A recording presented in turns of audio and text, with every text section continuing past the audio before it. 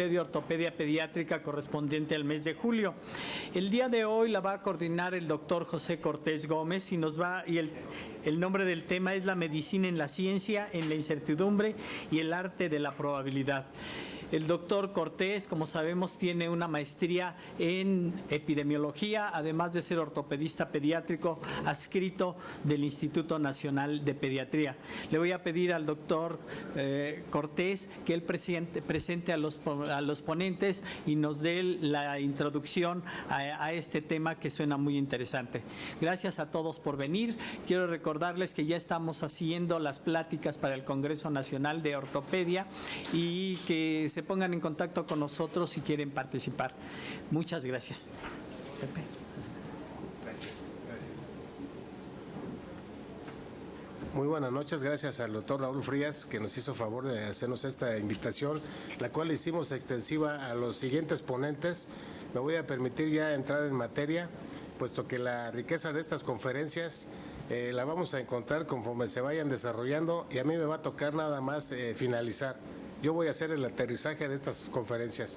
En primer lugar, el doctor Jorge Aníbal Daniel Corzo Pineda, quien él es pediatra neonatólogo con maestría en ciencias médicas.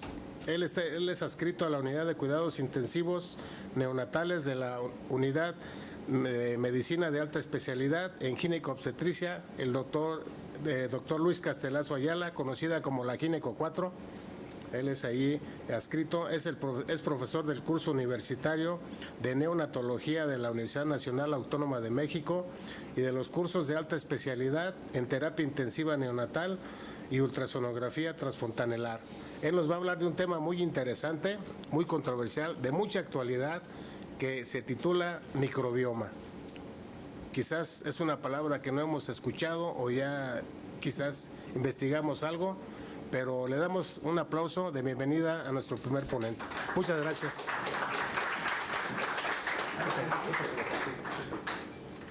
Tienen el pointer aquí para...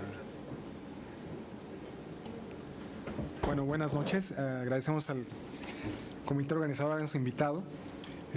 Perdón, el pointer, ¿tienen pointer aquí para señalar? No, ¿verdad? Bueno, si no venía preparado, pero aquí traigo uno. No, ya aquí está. Deje ver si... no, ya no trae batería el mío. Aquí trae. A ver, aquí hay otro. Deje ver. Ya está aquí. Te van a sobrar. Ya me sobraron. Bien.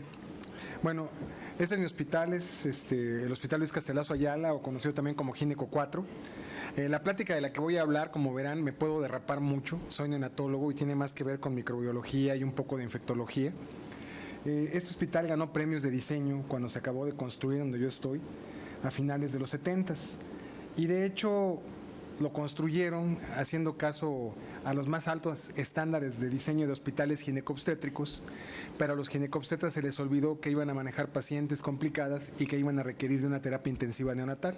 Cuando el hospital estaba terminado, el único sitio en donde pudieron meter una terapia intensiva iba a ser destinado para archivo muerto, basurero y cuartel de intendencia.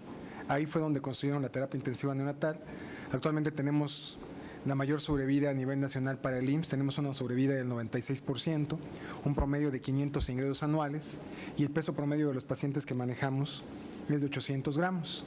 La terapia es bastante amontonada, como pueden ver, pero bueno, con todo y esto, a pesar de los problemas, tenemos algunos hits, como este paciente que salió recientemente en televisión, un bebé de 420 gramos que manejamos con intubación, CPAP, y que salió íntegro neurológicamente. Por, digamos, aciertos como este, luego nuestros compañeros ginecobstetras piensan que nosotros somos dioses y podemos salvar cualquier cosa. Realmente fue un garbanzo de libra que un bebé de 420 gramos haya salido íntegro neurológicamente. Mientras menos pesan, mayores secuelas tenemos y mayor es nuestra mortalidad.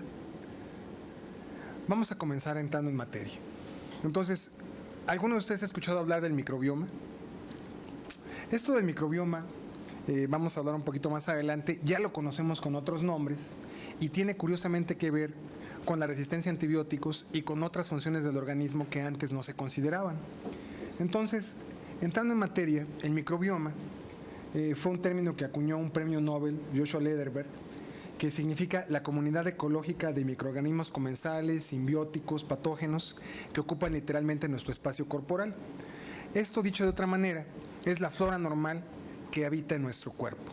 Y esta flora normal, el material genético de la flora normal, es a lo que se le llama el microbioma. Joshua Lederberg obtuvo un premio Nobel porque él siempre pensó que las bacterias podían tener algo parecido a la reproducción sexual.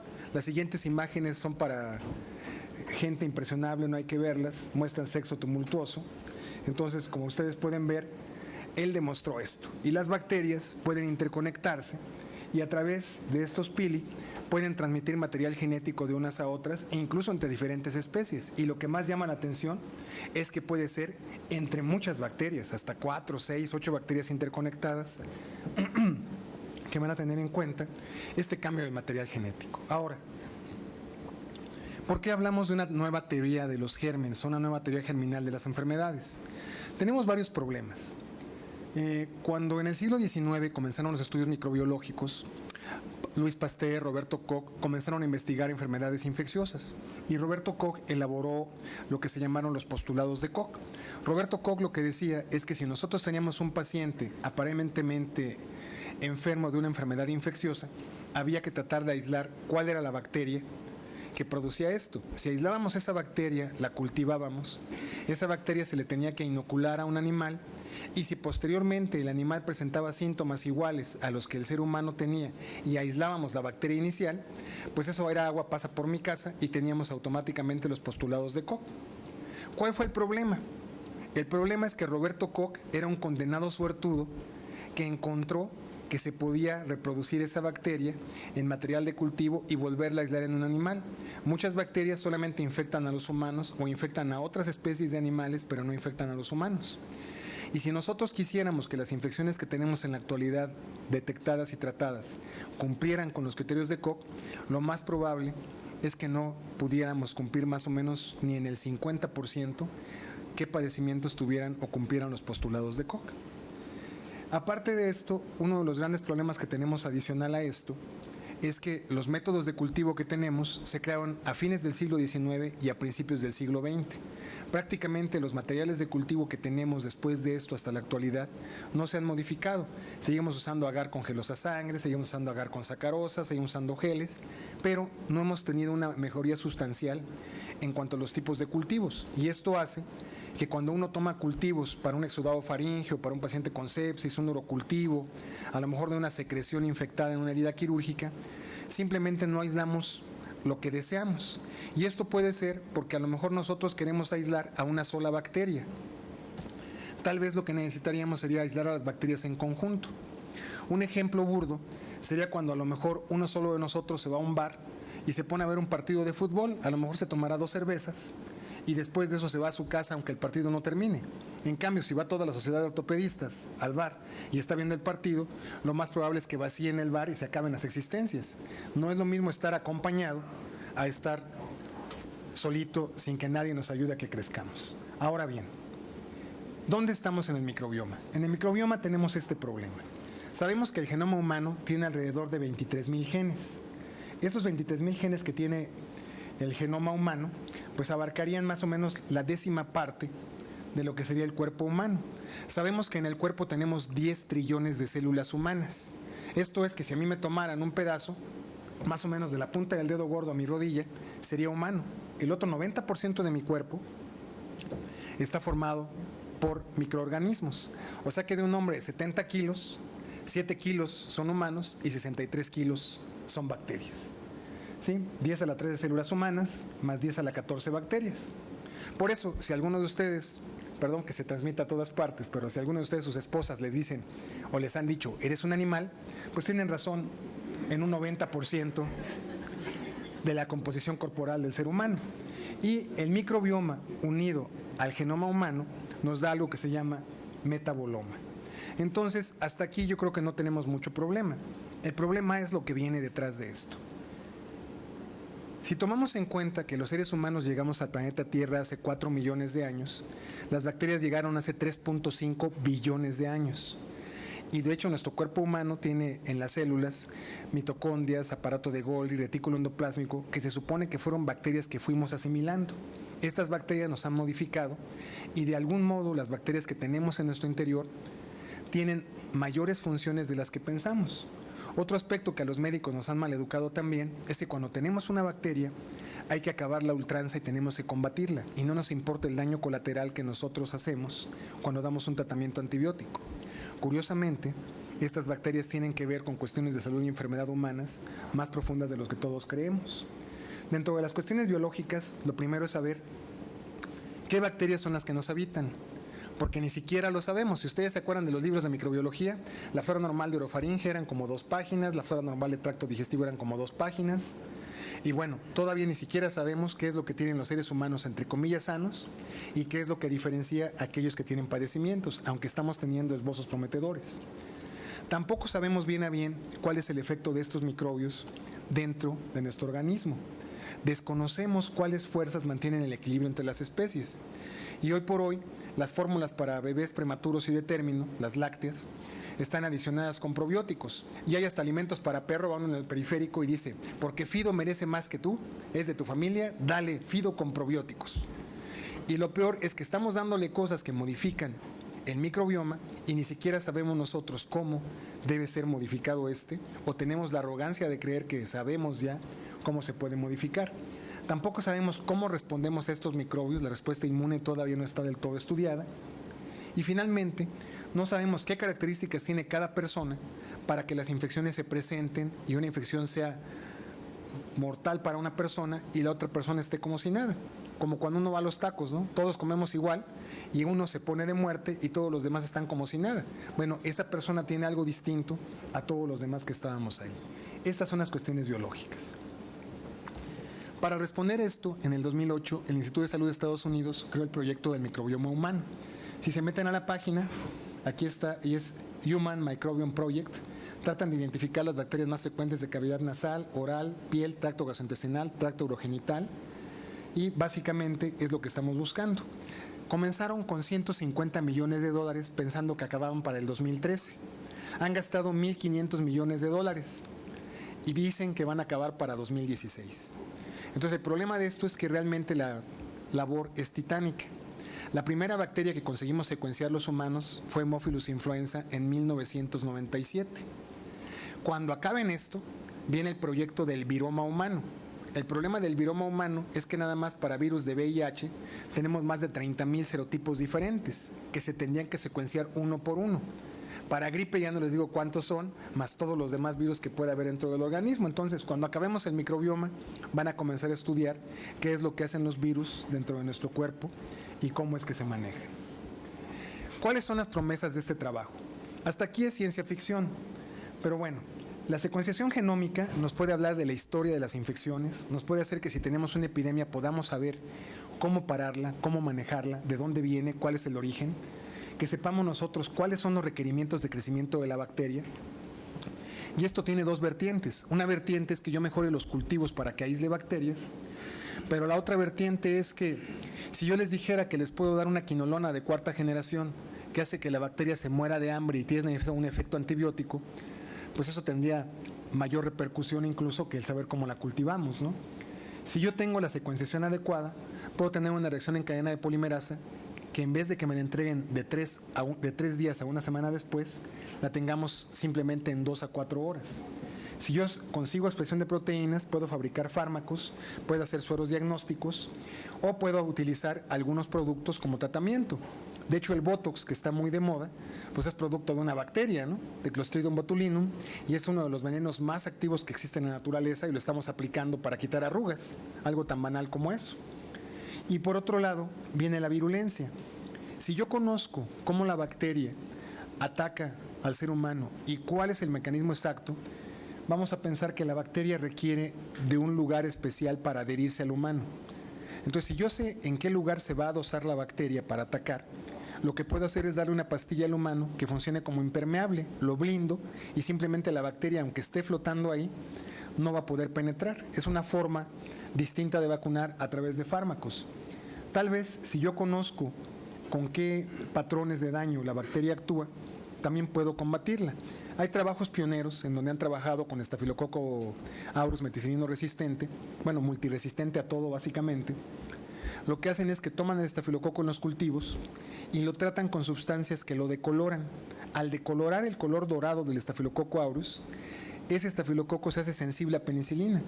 Entonces, a lo mejor, algún médico saca algo similar al aguarrazo, al tiner, le damos una pastilla a nuestro paciente, despintamos al estafilococo y lo podemos matar con una penicilina. Entonces, bueno, esto, aunque son ejemplos risibles, es lo que se espera que se consiga con la investigación del microbioma.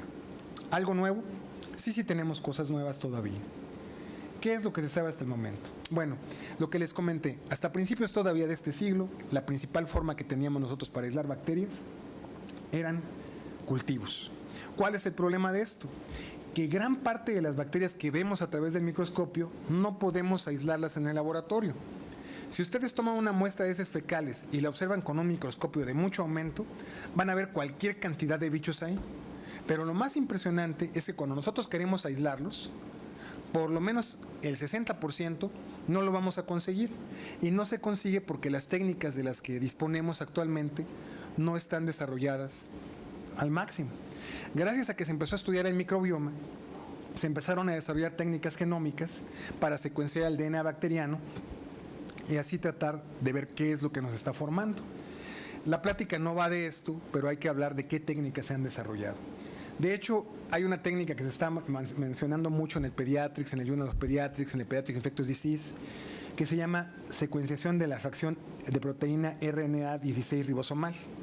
Esta secuenciación del RNA 16 ribosomal, del 16S, ¿qué es lo que nos da?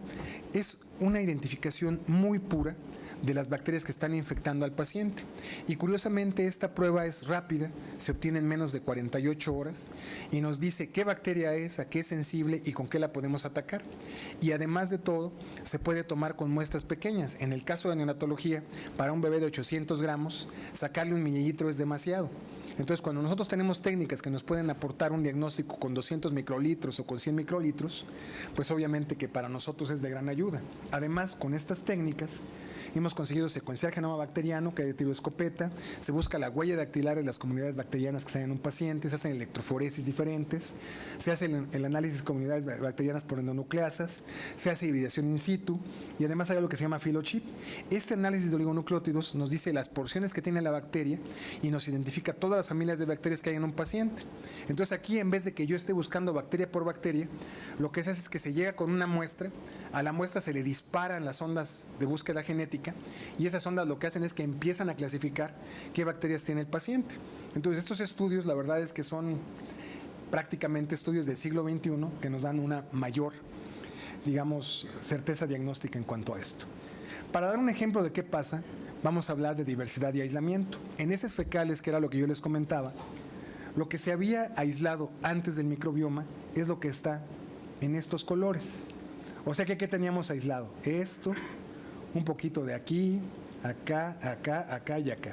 Todo lo demás se ha sacado a través de las nuevas técnicas microbiológicas. Como ven, estamos descubriendo bacterias todos los días y estamos descubriendo nuevas especies todos los días dentro del cuerpo humano, ya no digamos en la naturaleza, que también es importante. Los humanos hemos modificado nuestro entorno y esta modificación del entorno le pega al microbioma. Las primeras cosas que empezamos a hacer los humanos fue tomar agua purificada. Esto disminuyó la transmisión fecal de enfermedades, aumentar cesáreas. Al aumentar cesáreas, ¿qué es lo que ocurre? El bebé que nacía por vía vaginal deglutía o se llenaba de lactobacillus bífidos y acidófilos. Estos lactobacilos favorecían que cuando el bebé naciera pudiera consumir leche humana y la digiriera adecuadamente. ¿No será que el aumento de cesáreas tiene que ver con el incremento en incidencia de enfermedad por reflujo gastroesofágico? A lo mejor de intolerancia a fórmulas lácteas, a lo mejor de intolerancias a lactosas. Todo esto podría ser a través de las cesáreas nada más. También el manejar antibióticos antes del nacimiento hace que nosotros tengamos, por un lado, disminución de la transmisión vaginal de bacterias, pero por otro lado, si yo tengo una mamá con una infección de vías respiratorias, de vías urinarias, y le meto antibiótico, el antibiótico que yo le administro a la madre puede hacer que el bebé que nazca, si tiene una sepsis, la sepsis sea resistente a las bacterias que tratamos. Los ginecobstetras, los médicos generales, los internistas que ven embarazadas, generalmente manejan eritromicina, ampicilina, amoxicilina, aminoglucósidos. Se los administran a la mamá para la infección y se nos olvida que los esquemas primarios de sepsis neonatal en los hospitales son a base de ampi, amica o ampigenta. Y cuando el bebé nace, curiosamente, los bichos que se llegan a aislar tienen mayor resistencia para este tipo de antibióticos. Lo que se ha encontrado sin querer es que cefalosporinas de primera generación, como la cefalexina, inducen menos resistencia que los otros medicamentos de los que hablamos. Entonces, hasta el fármaco que le manejamos nosotros a la madre puede tener impacto a futuro en el bebé. La disminución de la lactancia materna también disminuye la transmisión de anticuerpos. Y nada más para darles un ejemplo, 1 mililitro de leche humana tiene 1 millón de glóbulos blancos. O sea que un bebé de 3 kilos que se toma 3 onzas de leche materna, en cada tetada se está aventando 90 millones de glóbulos blancos para defensa, además de los nutrientes y de los anticuerpos. Si no le damos eso, el bebé se queda sin esa protección. Otro problema es que por cuestiones de trabajo y económicas, las familias ahora son pequeñas. Cuando eran familias de 7 niños, el mayor le arrebataba al de en medio lo que se estaba comiendo, lo chupaba el más chiquito, luego se lo arrebataba el otro, y era una lamida y repartida de microbios para todas partes. Esto hacía que estos bebés o niños que estaban en familias grandes tuvieran reto antigénico y que tuvieran una mayor resistencia contra infecciones. Las familias pequeñas, ¿qué es lo que hacen? Si el bebé es único o son 2 hermanos y se van a la guardería, entran en contacto con los bichos de otras familias y esto hace que los niños de guardería estén infectando todo el tiempo porque están cambiando de entorno microbiológico cada mes o cada 2 meses. ¿Qué otra cosa? El abuso de antibióticos también influye sobre esto. El lavado frecuente de manos, antes no nos lavábamos las manos tan frecuentemente, selecciona la composición del microbioma. Y también cuando los dentistas utilizaban amalgamas con mercurio, pues esto modificaba la composición del microbioma de la orofaringe. Tradicionalmente se hablaba de que la flora intestinal contribuía a la eliminación de toxinas, a la síntesis de vitaminas, defensa contra infecciones, fermentación de ácidos grasos, pero también tiene que ver con angiogénesis. Si yo tengo un epitelio intestinal sano, pues voy a tener bacterias que van a estar en ese epitelio. Si yo le doy un tratamiento antibiótico a un paciente con diarrea o no cuido a ese paciente con diarrea y barro el epitelio y quito las bacterias, sin bacterias no tengo angiogénesis. Si no tengo angiogénesis, no hay crecimiento epitelial y entonces el paciente va a quedar con malabsorción a largo plazo. Entonces, esto es algo por lo cual las diarreas generalmente deben de manejarse con manejo dietético y no con antibióticos. El lado malo es que si yo modifico la flora intestinal, puedo tener desde úlcera péptica, diarreas crónicas, cáncer colorectal, enfermedad inflamatoria intestinal, obesidad, diabetes, trastorno en déficit de la atención y hasta parece ser que el autismo está correlacionado con esto. Y curiosamente, los diabéticos tienen un diferente microbioma del de los pacientes sanos. Los pacientes obesos tenemos un microbioma diferente del de los pacientes flacos. Y vamos a hablar un poquito más adelante de esto. Lo que se sabe, no tengo algo más nuevo, esto es de mayo de 2013, de abril de 2013, pero lo que se sabía hasta abril de 2013 sobre esto es lo siguiente. Sabemos que el microbioma influye en comportamiento porque dependiendo de lo que exista puede haber disminución de conectividad sináptica, disminución de ansiedad y puede haber un aumento en percepción del dolor. Si nosotros tomamos en cuenta el metabolismo, las bacterias pueden disminuir el gasto energético, aumentan la accesibilidad de nutrientes y esto puede favorecer obesidad, aumentan ácidos grasos de cadena corta y además aumentan adiposidad. Si yo tengo bacterias malas, me voy a poner más gordito. Si tengo bacterias buenas, voy a estar un poco más delgado. En cuanto a la función intestinal, tiene que ver con la maduración de factores de crecimiento intestinal, con regeneración tisular, con motilidad intestinal y con disminución de la permeabilidad. Si yo tengo mi microbioma intacto, van a penetrar menos proteínas externas y esta penetración de proteínas externas o la disminución de ellas va a hacer que mis pacientes a largo plazo no desarrollen alergias, que de eso pues tenemos ahora lleno prácticamente toda la consulta, por lo menos en pediatría, no sé cómo les vaya a ustedes en trauma, ¿no? En ortopedia. También interviene la homeostasis ósea. Entonces, esta homeostasis ósea tiene que ver con incremento en células T auxiliadoras tipo 17. Se aumenta el factor de necrosis tumoral en colon y en hueso. Este factor de necrosis tumoral protege de tumores. Además de esto, tenemos osteoclastogénesis, que es muy importante, y puede haber modificaciones en la masa ósea. Y finalmente, si yo tengo adecuado mi microbioma, pues voy a tener formación de vasculatura intestinal a través de todas estas vías metabólicas. Tradicionalmente considerábamos nosotros que el líquido amniótico era estéril. Con las técnicas nuevas sabemos que en el líquido amniótico crecen bacterias y que estas bacterias tienen que ver con la maduración pulmonar del bebé prematuro y de término. Por otro lado, se decía que nuestras placentas eran estériles y resulta que las placentas, cuando el bebé se acerca a término entre las 34 y 38 semanas de gestación, curiosamente se poblan o se pueblan de Bifidobacterium lactis y de Lactobacillus rhamnosus. Estas bacterias tienen que ver, obviamente, con la digestión de la leche humana. Entonces, pues hasta dentro de la mamá nosotros tenemos bacterias. Se han encontrado bacterias en sangre que también regulan la respuesta inflamatoria sistémica y cuando son derrotadas viene el síndrome de respuesta inflamatoria sistémica con muerte del huésped. Se han encontrado bacterias en ojo, donde antes no había, y están buscando acuciosamente en líquido cefalorraquídeo porque parece ser que también por ahí, aunque contradice lo que nos habían enseñado, esperan encontrar algunas cosas. ¿Por qué es importante? Sobre todo el intestinal. Bueno, se calcula que en el intestino hay de 500 a 1000 especies de microorganismos. Son 10 a la 14 bacterias en el intestino adulto. O sea, nada más en el intestino adulto son 10 por 14, son 100 trillones, 10 veces más que células humanas en el puro intestino. Son 5 millones de genes lo que se calcula que forman en nuestro intestino. Hay predominio de anaerobios. Y si quieren ustedes tomar muestras, les voy a dar un ejemplo. En saliva, 1 mililitro de saliva tiene 1 por 10 a la 12 bacterias. Vean cómo estamos en intestino. En duodeno tenemos 10 a la 3, en yeyuno 10 a la 4, en ileón 10 a la 7 y en colon tenemos 10 a la 12. O sea que para aquellos que dicen que la popó es muy sucia y tiene 10 a la 12 bacterias por mililitro, ¿qué les parece un beso dado bien puesto con 10 a la 12 bacterias por mililitro de saliva? O sea, como que uno no lo considera así, ¿no? Y las bacterias pues están literalmente ocupando todo nuestro espacio. Ahora bien, cuando uno se va al intestino, que es lo que más se ha estudiado, ¿qué tenemos? Aquí tenemos la barrera epitelial, una barrera en donde hay sustancias antibióticas, las bacterias que nos están ayudando, las bacterias del microbioma, y finalmente las bacterias patógenas.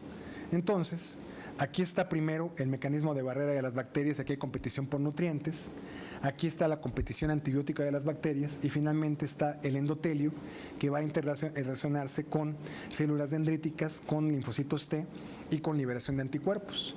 Si yo le meto antibióticos a un paciente, barro mi flora intestinal normal, favorezco que las bacterias penetren y tengo una infección muchísimo más grave.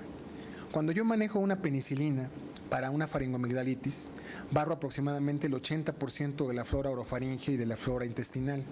Cuando utilizo cefalosporinas de tercera generación, barro un 80% también en ambos lugares. Si utilizo quinolonas, barro lo mismo. Si utilizo cefalosporinas de segunda generación y macrólidos, barro un 60% del microbioma. Y si utilizo cefalosporinas de primera generación, barro aproximadamente un 30%. Entonces, mientras más potente sea el antibiótico, peor va a ser el efecto colateral que voy a tener yo sobre mi microbioma. Y me tengo que apurar porque ya se nos está acabando el tiempo. Entonces, bueno, la disbiosis puede darse por varias formas. Hay factores endógenos, por disrupción directa, y factores exógenos. Entonces, primero, puedo tener yo defectos en inmunidad, en embarazo, enfermedad primaria, el empleo de quimioterapia en un paciente con cáncer, fármacos intravenosos, infección primaria, composición de la microbiota que tenga mi paciente, capacidad de resistencia de la microbiota, los defectos que yo tenga, además de antibióticos, dieta e infección primaria. Esto me va a dar una deficiencia inmune. Por el otro lado voy a tener la disbiosis y finalmente voy a tener mayor susceptibilidad a la infección. Y entre los factores que alteran la composición a nivel intestinal, primero tengo la dieta, la higiene, el estilo de vida y los antibióticos. Todo esto le pega a la microbiota intestinal. Voy a tener hiperinmunidad que va a tener relación con el microbioma. Voy a tener inmunodeficiencia a través de activación de receptores de óxido nítrico y de interleucina 10. Y esto me puede llevar a dos vertientes: una inflamación crónica en un paciente o un proceso de inflamación aguda continua, que es lo que le pasa al paciente obeso con ataque a todo su sistema. Y esto puede ser intercambiable. Ahora bien, si yo le doy una dieta que tenga muchos azúcares y que esté elevada en grasas, ¿qué va a pasar? Lo primero es que voy a tener endotoxemia metabólica por lipopolisacáridos, por lipopéptidos bacterianos. En segundo lugar, voy a tener también hiperglicemia, formación de ácidos grasos libres y formación de tejido adiposo. Esta adiposidad central va a hacer que el paciente empiece a engordar.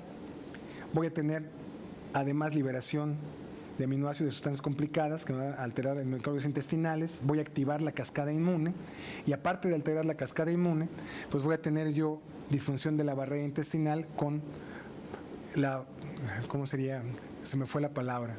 Voy a tener disfunción intestinal con aumento en la permeabilidad para penetración de bacterias patógenas. Y finalmente, pues si yo no cuido todo esto, a causa de la disrupción de la barrera, de la alteración de los microbios y de la inflamación sistémica, voy a tener obesidad, diabetes y síndrome metabólico.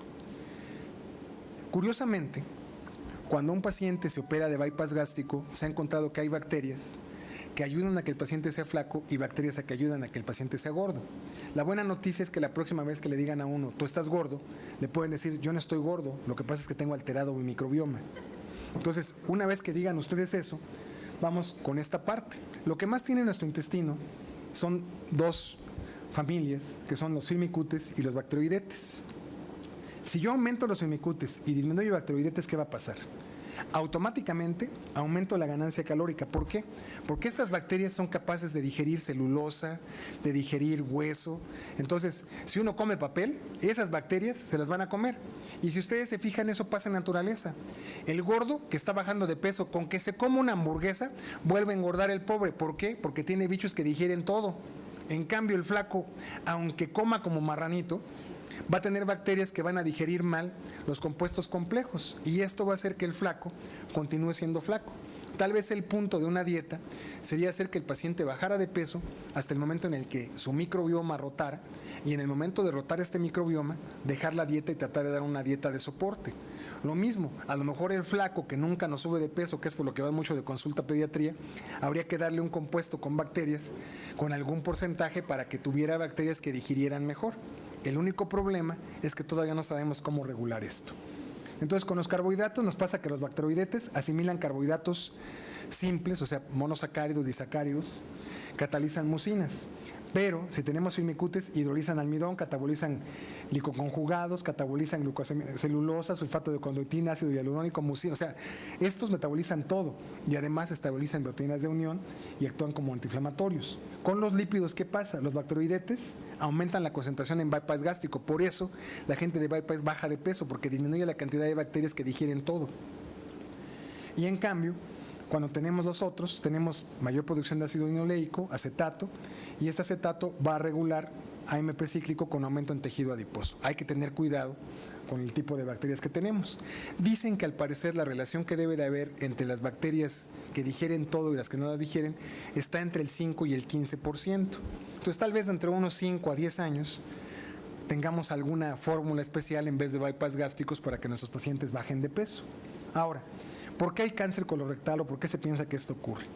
Normalmente yo tengo mutaciones genéticas.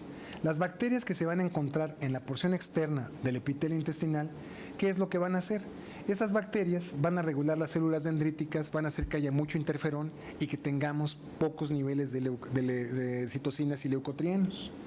Si yo barro las bacterias, al tener ese barrido de bacterias, voy a producir mayor cantidad de interleucinas, voy a empezar a bajar mis cantidades de interferón, voy a perder la regulación de células mieloides y voy a tener un factor estimulante que va a hacer que todas las mutaciones que tenga el paciente se estén multiplicando.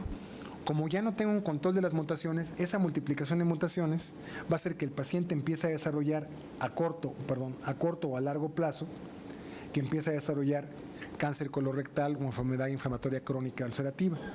Entonces, el hecho de que yo conserve mi flora normal hace que al paciente le vaya bien. Curiosamente, la flora que más protege el intestino es Bacteroides fragilis y cuando damos un tratamiento antibiótico, los bichos que más crecen son los del género Clostridium. Una vez que crece Clostridium, tenemos ese problema. Ahora, cuando nos vamos a tracto respiratorio, nos ocurre lo mismo. Si yo tengo el epitelio íntegro, voy a tener juntas de unión que van a estar pegadas, que van a impedir que entren los virus y que las bacterias se adosen. Si yo tengo una infección, estas bacterias van a empezar a atacar el epitelio. Al dar antibióticos puedo modificar la composición del microbioma también en epitelio respiratorio, favorecer la penetración de virus y que estos lleguen a las células basales. Y entonces viene una de las contradicciones. A veces pensamos que la faringomielitis recurrente tiene que manejarse con antibióticos porque son infecciones repetidas de una bacteria. Y tal vez lo único que esté ocurriendo es que las infecciones son infecciones virales repetidas. Entonces, esta es una de las cosas que nos pasan con el epitelio. Aquí se ve la destrucción. Y finalmente, con respecto al impacto de antibióticos en microbiota, tenemos que todo lo que nosotros empleamos tiene otros efectos. La ampicilina disminuye la población de lactobacilos, disminuye bacterias aeróbicas.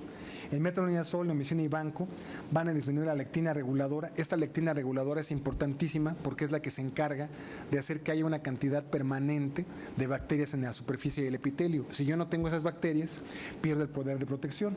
El metronidazol vuelve a atacar lo mismo. La colistina todavía no se determina, pero disminuye células linfoides, nos acaba con linfocitos T y B. La ampicilina, metronidazol banco también disminuye el poder bacteriostático de plasma, el poder bactericida de los neutrófilos. La amoxicilina con ácido clavulánico, que se emplea mucho en pediatría, disminuye los niveles de IgG de manera importante. Entonces, si nosotros damos un antibiótico porque queremos curar la infección, estamos acabando también con el sistema de defensa del huésped. Por otro lado, también tenemos nosotros ataque para IgG sérica cuando te manejamos genta, neomicina, metronidazol, y las células T reguladoras también disminuyen con el empleo de vancomicina.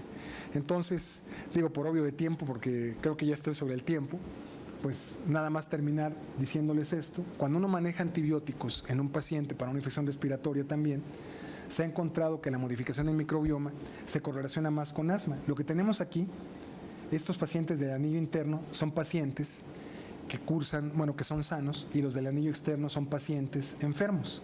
Esto que está aquí, curiosamente, son bacteroidetes, parientes del bacteroides fragilis que está en el intestino, y esto que está acá es la menor cantidad de bacteroidetes que tiene el paciente con asma.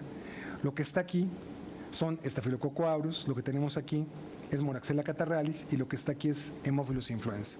Entonces, el paciente asmático tiene predominio de bacterias que son resistentes a antibióticos beta-lactámicos, y esa resistencia fue inducida inicialmente por el tratamiento que nosotros dimos. Y por desgracia aquí nos quedamos, pero damos paso al siguiente. Gracias.